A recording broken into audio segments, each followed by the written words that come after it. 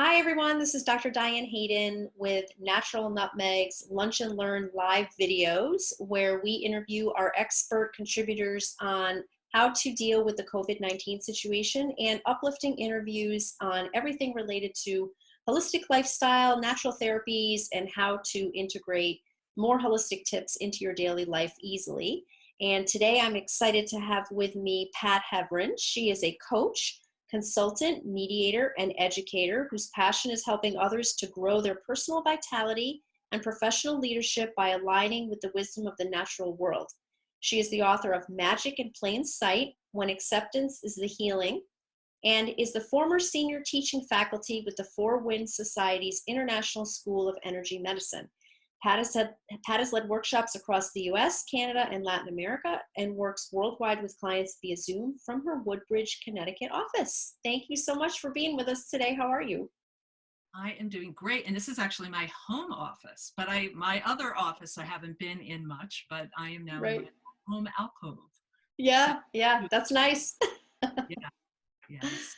Awesome. Well, you wrote a fantastic article for us that's in the May issue Thank you. on the COVID-19 situation called Betrayal and the Butterflies of Spring. So I wanted to just jump right into that. We're going to talk a little bit more, later about what you do, but I thought the article was so fascinating as far as just the analogies that you were making and the metaphors. And I wanted to just give people a little bit more insight into that. Sure. So, I mean, Can't let's just wait to start with hear what struck you. well, right. So, exactly like what you said, first of all, I think a lot of people initially see this pandemic as a terrible situation. And I keep saying, I'm the type of person that believes there's opportunity in everything. Right. So your article is aligned with that, and it was very interesting that you used the word betrayal and also the butterflies of spring. So how did you pull those two things together? Well, the betrayal word really came out of some client work that I was doing with an individual via phone appointment who was responding to being sequestered.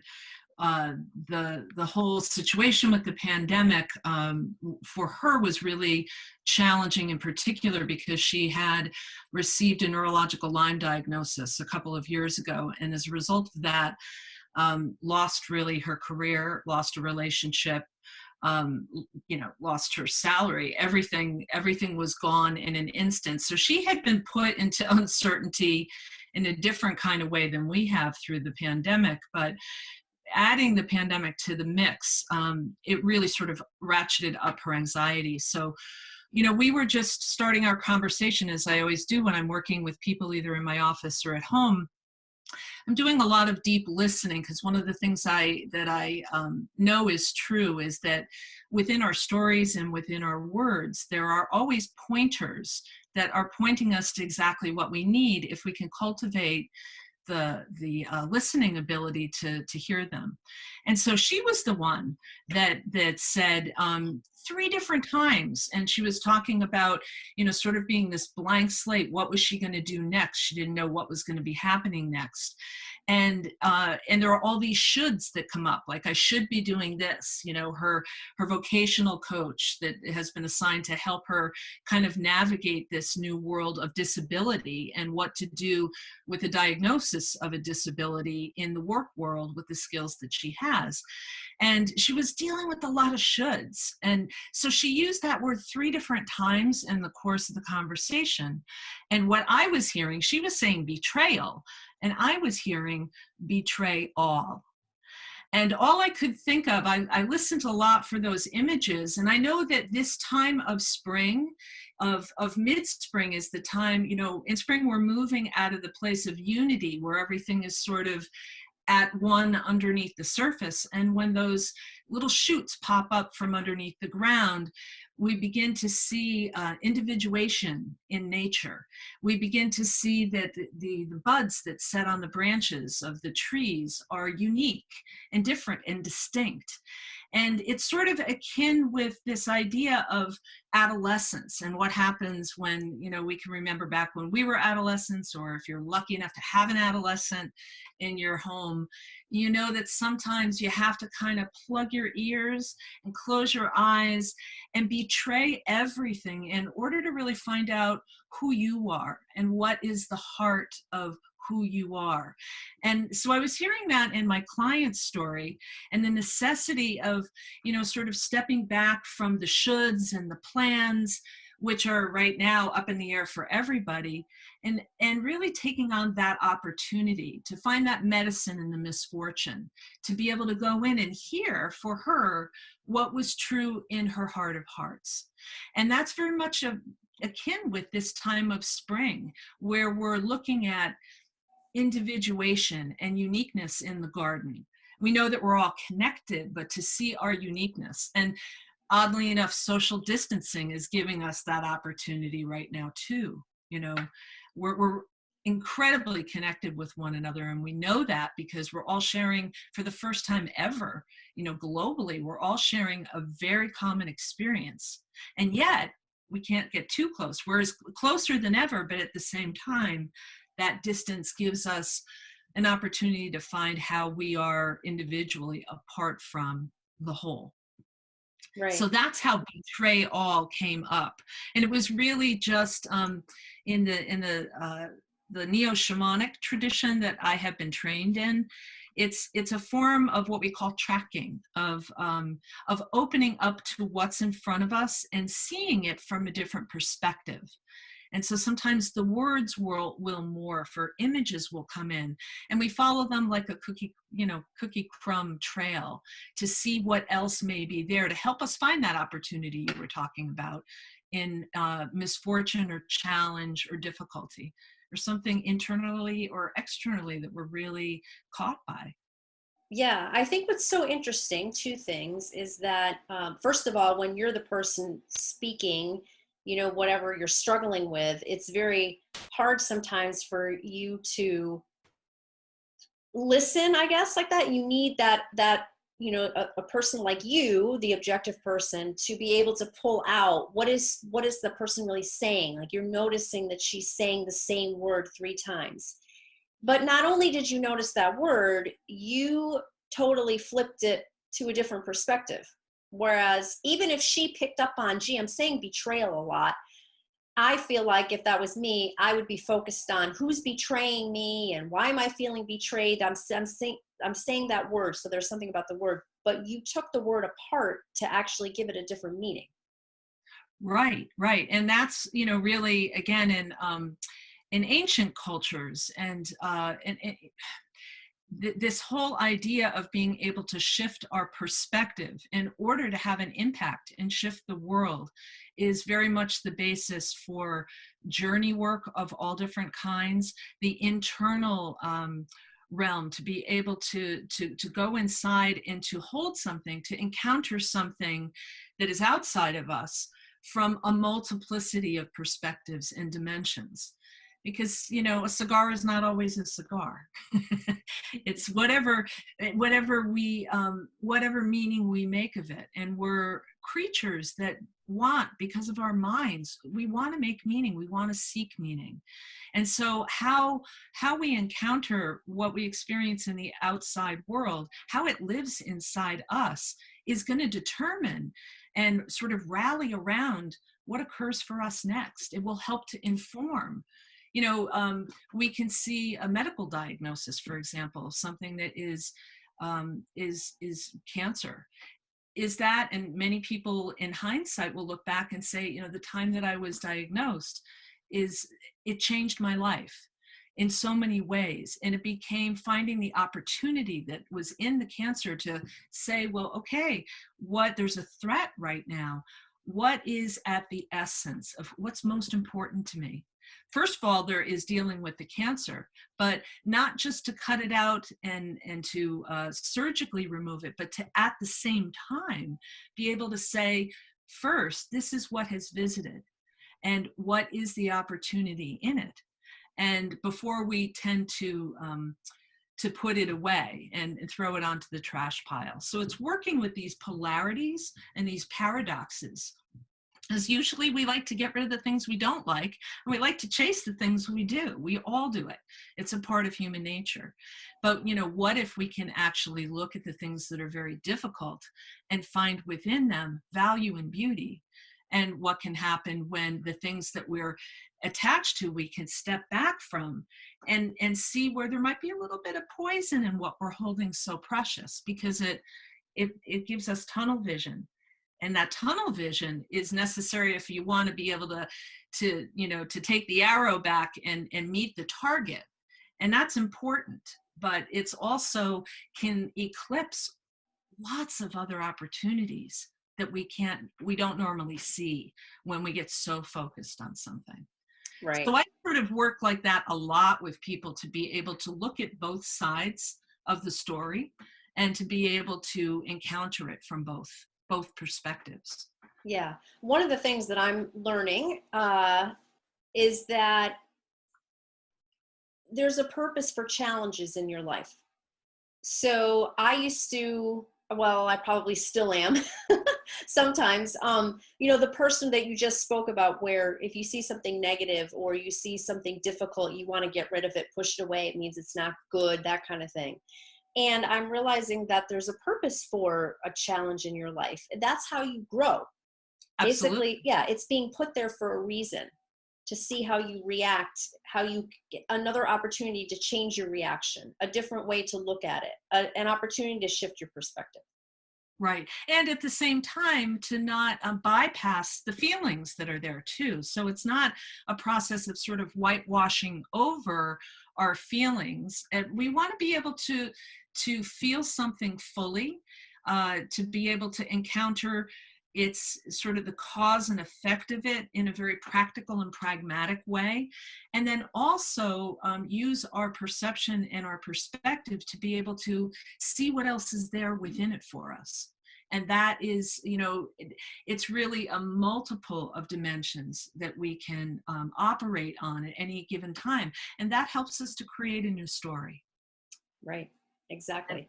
And that really is what healing is about. To be able to, and it's a constantly moving and changing story. So it isn't necessarily, you know, often it's this mix between what mystery and uncertainty brings into the picture and the certainty of what we want. You know, some religious traditions refer to it as, you know, thy will and my will, or the universe and, you know, the self-empowerment perspective. Well, lots of times those don't match up so well in our world, you know, because everything, there are things that we have a great deal of control over, and then there are things we absolutely don't have any control over at all.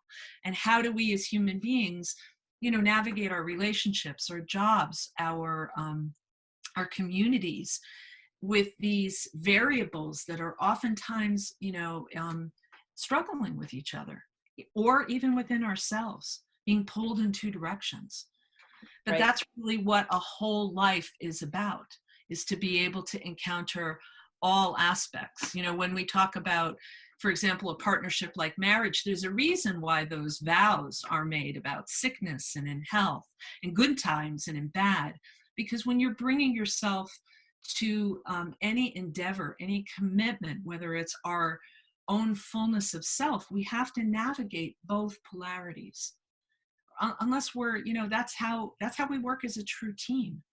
And we see the two polarities in our world now, right? And they're often butting heads, and it becomes a power struggle.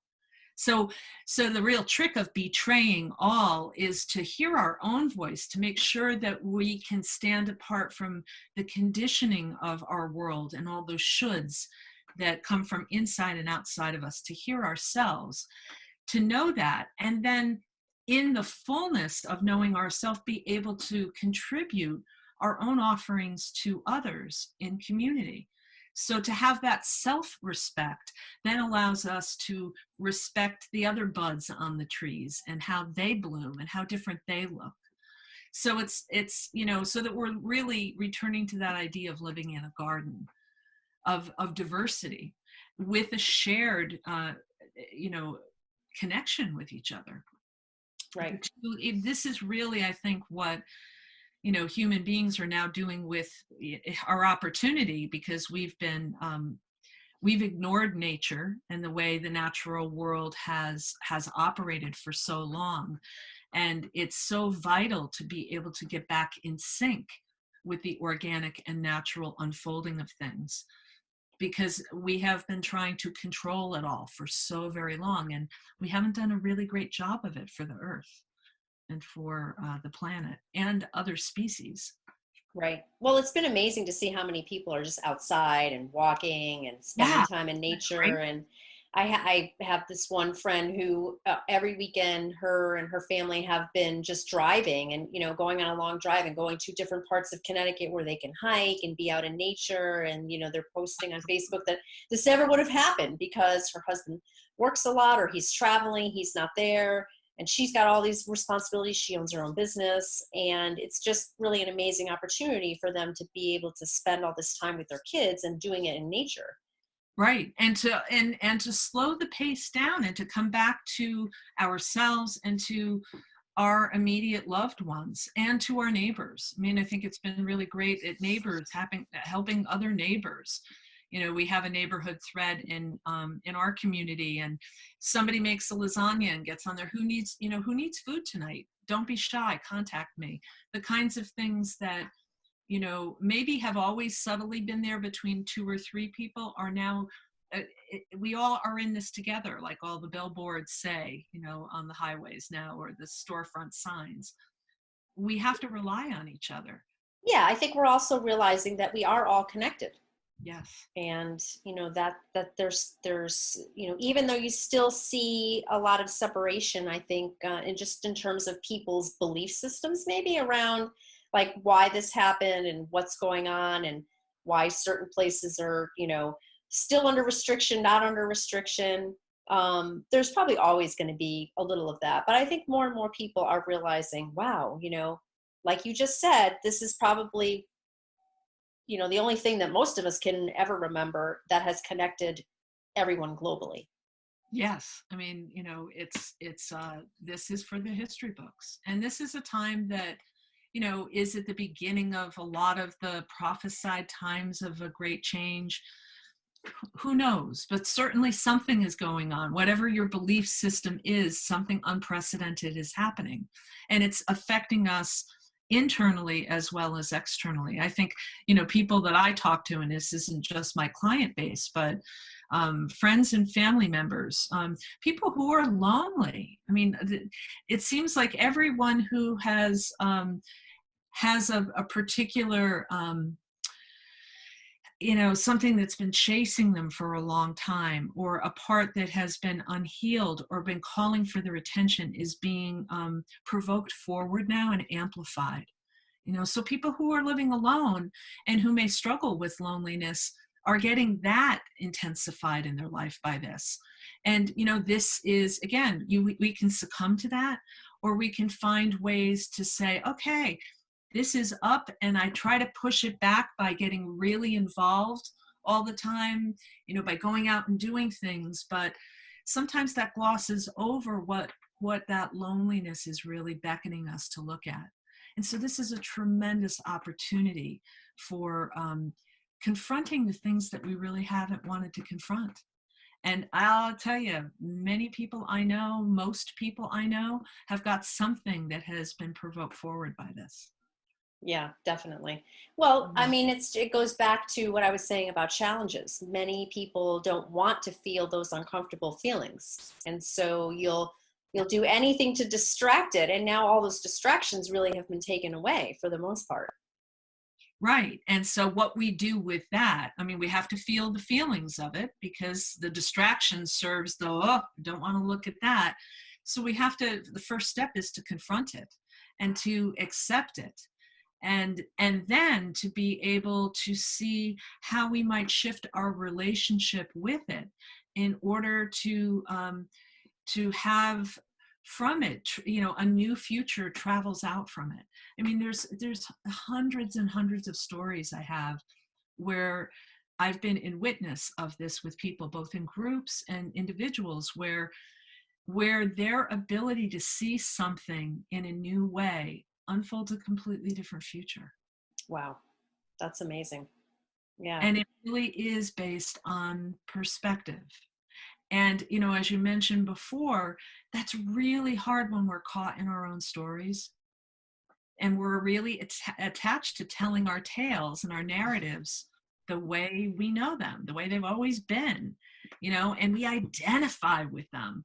And it's to be able to step back, you know. So in a way, I was thinking about social distancing as being that opportunity to step back, and it's showing us something like take a step back in order to be able to perceive something in a new way and what's there. Yeah. So So this is a rich time. that leads me to ask, so Yeah. what can someone expect when they come to see you? So how do you work with people to help them shift perspective, and just tell us a little bit about what you do? Sure. So again, I think I started out really as an energy medicine practitioner solely, and the coaching piece really developed over time because, again, it felt like we need to encounter our stories and the words and the narratives alongside the subtle things that we can't see that are causal. So when people come to see me, I just sit and I listen to their story, and then it will usually lead us, it will flag for us something very important that wants to be heard. And once we have gotten to that place, I will usually create an experience with them in some way. If they're in my office, I might guide them on a journey to look at something in a new way. You know, it's really hard, Diane, to describe what I do. You know, I run a program right now. I'm in the sixth of 7 segments that we're doing a program called Living Source Leadership. And it's really about how we are learning how to look at leadership through the lens of the natural world, and to be able to look at the wisdom of the natural world and apply that to our businesses, ourselves as professionals, ourselves as family members. And how do we engage that work experientially? And people will always say, they'll come in, spend a day and a half and say, how am I ever going to go home and tell my husband or my wife what happened here? You can't Right. describe it, because so it's so hard to answer your question. This is the long-winded reply. I have no idea what people should expect if they come to see me. And if I'm really doing my job well, I shouldn't be able to answer that question, because I help people to tap into, and together we navigate that story in a way that brings it alive and brings things forward that were not seen before. And that can happen in so many different ways. And there isn't a straight shoot to it. So it's really impossible to describe, but I can tell you that what occurs for people is pretty profound. The work is incredibly powerful, and Yeah. it really is looking at the invisible and the visible together. And so people come with they come with health issues. They come with things that are nagging them in relationship. I work a lot with couples who are in challenge in their partnerships, to be able to see how they're telling their stories and how their stories can be told in a new way. This is really about finding the beauty that is present in what is. So that is basically what people can expect when they come and see me. Now, whatever it is, to find that beauty, and not by bypassing the pain, because pain can be beautiful, necessary, and often the most painful things are the places where we experience the most growth. Right, exactly. Well, I understand what you're saying because it's such an individual thing. It's so hard to say, like you were just explaining, what can each person experience. It's going to be completely different. I've had energy medicine done work. I've actually gone through, I think we talked about this. I've gone through an introductory program with Four Winds, and Right, done right. I done was some just yep, some program. Yeah. shamanic work and that kind of thing. And so, yeah, it's really hard to explain what the process is and how it works. You can't, for because it's going to be different for everybody. But I think the important thing is for people to understand. The first thing I think is to become aware that you tell yourself a story. Like, to me, that's the first step. There's so many people that aren't even aware that what they're thinking and saying is a story. Because, and how I know that's true, and what I would say to someone else is, okay, let's say two people are driving down the road and in different places, and they both get cut off, and one person flies into a rage and the other person is like, okay, like, that person's in a rush, who knows what's going on with them, let it go. So for two people to have a completely different reaction to the same exact situation means that you're telling yourself a story. Right, and that there's a foundation in a root, and you may or not know what that foundation or root is, because that rage, if it comes up, has been wanting to come up in lots of other situations and probably has been pressed back down. But it really is a matter of, navigating to what is the story inviting us to see that we haven't seen before, and what happens when we see it. I can give you a real quick example of this that occurred in a group once, if we have time. Sure, go ahead. Quick. I was working with a group, and a gal in the group, the story is in my book. It was very, very profound. And she was talking about how she had deep regret because when her brother had died of in the AIDS crisis in the 80s, that she wasn't beside his bedside. She wasn't there. Her husband had said, don't touch him. And so he wanted her to keep distance because there was so much fear at that time. So she brought it to me, and what we did with the group is we actually kind of cast the story in the room and brought it alive. And I set her apart so she could witness it and watch it. And what had happened is that her other brother, she had been very close to the brother who was dying, and there was another brother who did not have that relationship with his brother. And he was the one that was there, that was, sort of rubbing his back at the end. And what happened for her was, when we recreated that story, she recognized that she had resented her husband for 25 years because he said, I don't want you to touch him. And in that moment, she could hear him saying, don't touch him, don't touch him. And as she watched the scene unfold, she realized that her husband was an ally to allow the healing to take place between the two brothers who were never close.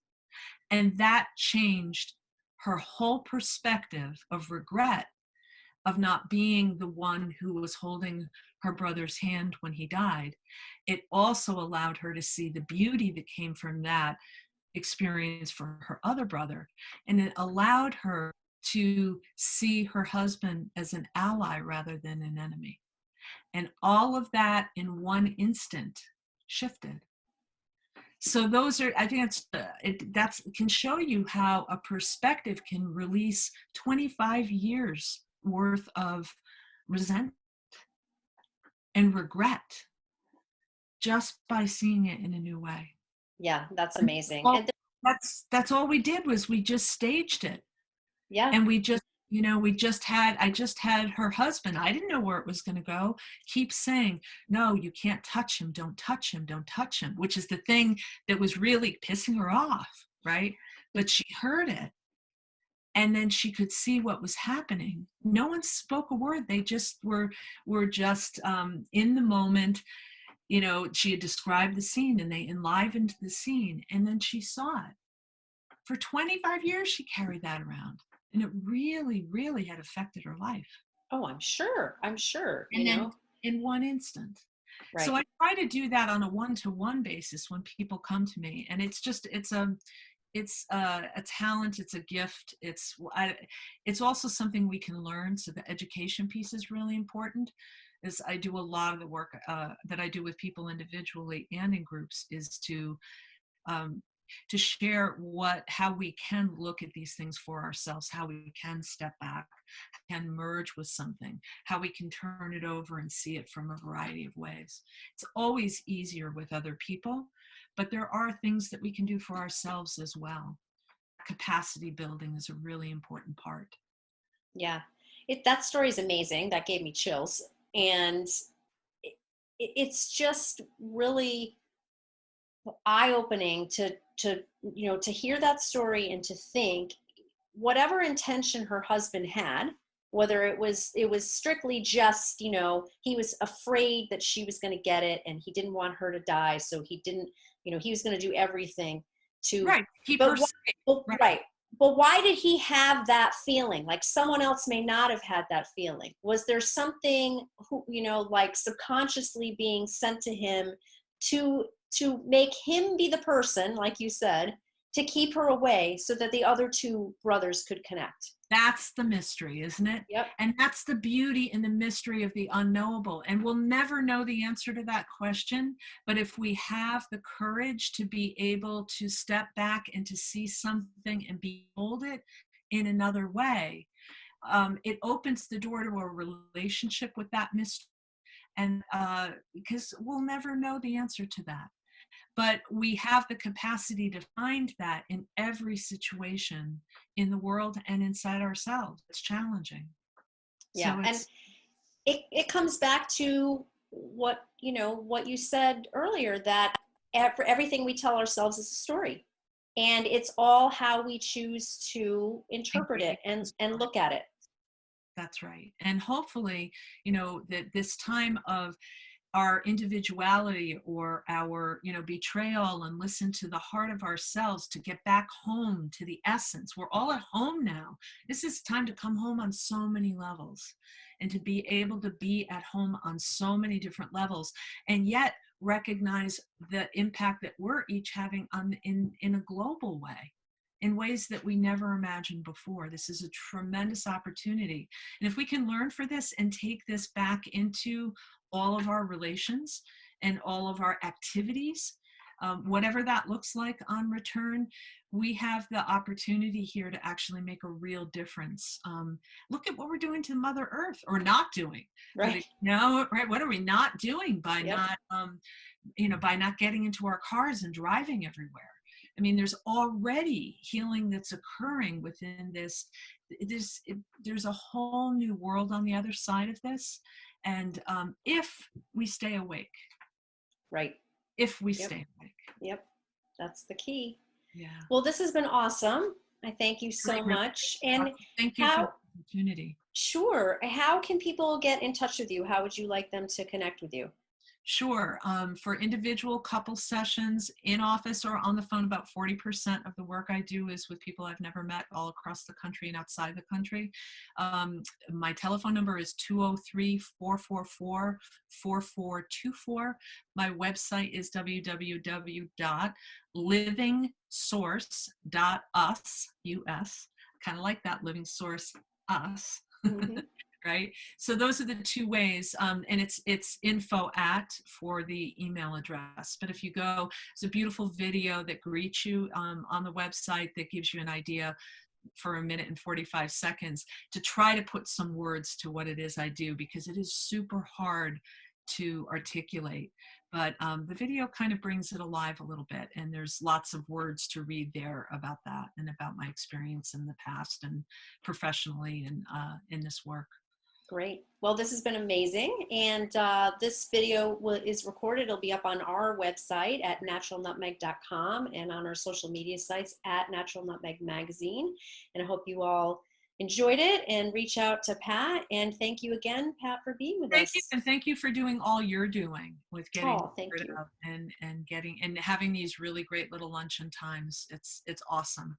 Yeah, well, it's been a blast for me. It's been great to see people Yeah. and, just get the Little word out about rectangle. everybody. Yeah, I know. We are. All All right, take great. care. Thank you so much. Hope everybody has a great day. Thanks. Bye-bye now. Bye.